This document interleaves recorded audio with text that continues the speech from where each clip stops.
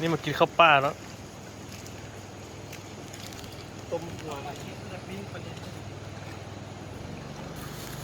ไม่เอาน้องเขา คือเขาขับรถนะ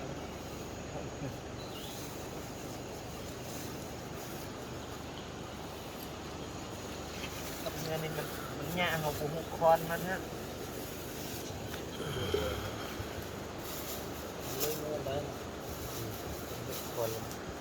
สองคนนี้จ้างมาหุงข้าวเฉพาะสองคนเบ็ดก็ได้น้อยลงปลาได้น้อยมาหุงข้าวพอจะได้กิน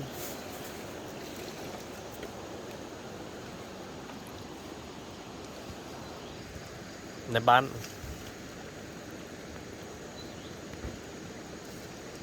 ได้บ่ในบ้านโอ้ได้ตะเอียน ยังพอเสื้ออยู่บ้านนึง กองบ้านนี่กองบ้านไปอินนี่ ทางตรงนั้นตรงนั้น ไปละ เอาต้มเอาไปกินแล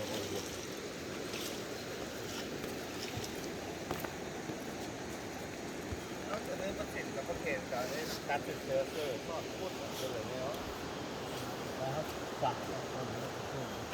มันห้องน้อยกันนี้เลยเนี่ยน้ำว่า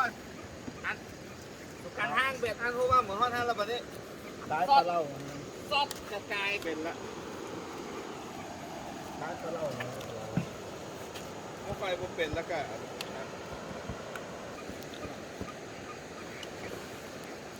ไม่ใช่นี่สิ